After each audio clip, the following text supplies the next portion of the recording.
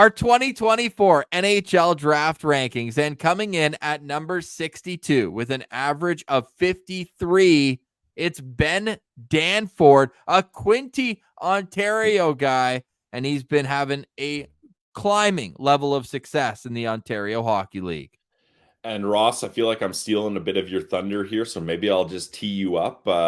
Just curious, what OHL team does Ben Danford play for?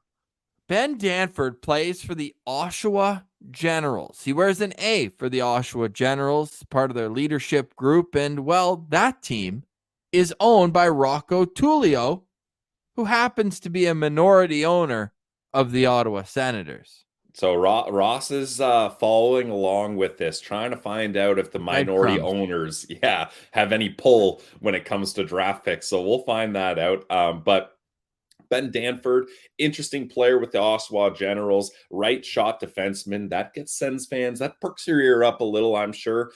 In 64 games with the Generals, he has 1 goal, 32 points, and he had 10 points in 21 playoff games. The Generals had a great playoff run until they ran into the juggernaut London Knights that handled them pretty easily.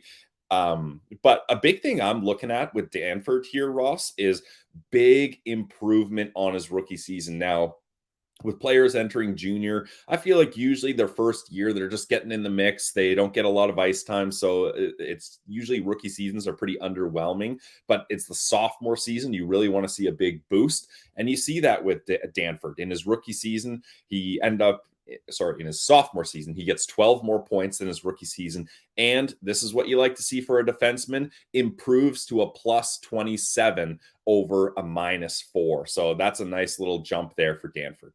What I was a little curious to see is we already covered Luca Morelli, another right shot defenseman, also on the Oshawa Generals. And Yep. Morelli seemed to get more of the offensive looks. He had 57 points, if I'm not mistaken. He's the guy who is kind of their PP1 guy, first defenseman over the boards when they need offense. But with Danford, it feels like he's more what the coach would put out there when you're up one, when you need to get a stop. He's very mature in his game, and with that comes responsibility. And he grew up as a captain of the Quinte Red Devils. I know a lot of our Belleville listeners know of Ben Danford just as a name around town. Grew up very close, just north of Belleville. And what he's done is put himself in a position now where he's relied upon at all the high leverage situations. And I think that not only doing that in a deep playoff run, clearly coming through at times to get to that OHL final, but now he's put himself on a trajectory where next year, maybe he's going to be the guy where the coach says, well, he's so good for me in these other situations.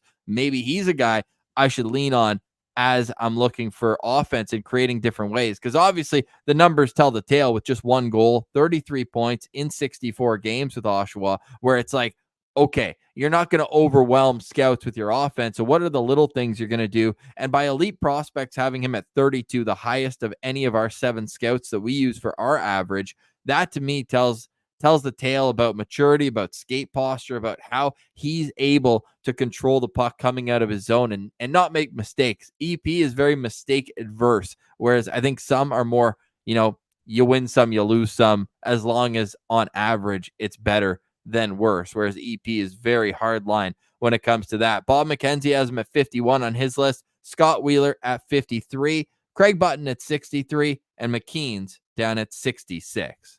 Yeah, interesting point, Ross, about EP having him so high. That's a little higher than I think I would have him. I think I'm kind of with the rest of the consensus, somewhere in the 50s, maybe early 60s. But Danford, I think a lot of his qualities, Ross, are off the ice as well. Scott Wheeler mentioned in his write-up of him in his ranking that the Oshawa Generals were actually, Wheeler says he knows they were considering him as a captain this year. And he goes on to say that probably Danford will be a captain in the OHL at some point. So great leadership qualities. He's a really confident kid. He is very comfortable talking to the media. Like Ross, you know when you get a camera on some of these OHL kids and right away you can see they're kind of working on the cliches, like how am I just going to say a quick, easy answer, get out of here and get back to the room. Danford, you can tell he's approachable. He's interested in the questions. He's got a good energy about him. So I think really this is a guy that teams might draft him to try to build some culture in their prospect pipeline.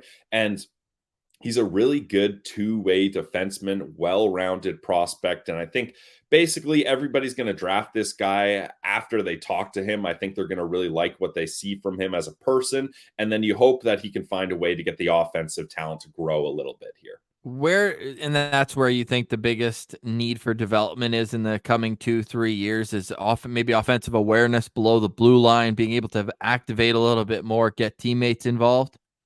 Yeah, definitely. I think, like Wheeler mentions, he takes care of his own end first, but he's developing some more offensive instincts. So that's nice. A couple of the highlights I saw, Danford does a really good job of kind of getting lost out there at the point. And then when everyone's puck watching closer to the net, he glides in slowly and silently. And then he's wide open for an opportunity if a teammate spots him on the far side. So that's one way he's really done a good job of trying to get better offensively. But yeah, I just think this is a mature guy that teams in the late second round will have an opportunity to draft him. And I think with the right development, he could turn into a good two-way third pair guy. Guy who you would trust definitely on the penalty kill. Pilsy, in terms of the Ottawa Senators, out of 5 stars, where would you value a player like this?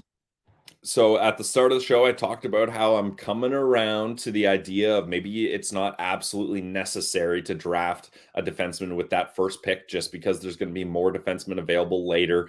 Danford is one of those guys that maybe the Sens look at with their second round pick. However, I've got him at 3 stars here. Nice player. I think he's going to be a good addition to anybody that drafts him, but I think he's going to go later in the second round. So not an area where the Sens are going to be. And I don't see that one shining attribute that I want to latch onto and think, okay, I need to have Danford because of this or because of this, et cetera, et cetera. And it's not to knock him down. I think he's a well-rounded prospect that's got potential, but I just don't think he's the guy for the Sens. He's a reliable two-way defenseman, and Ben Danford comes in at number 62 on our 2024 NHL Draft Rankings.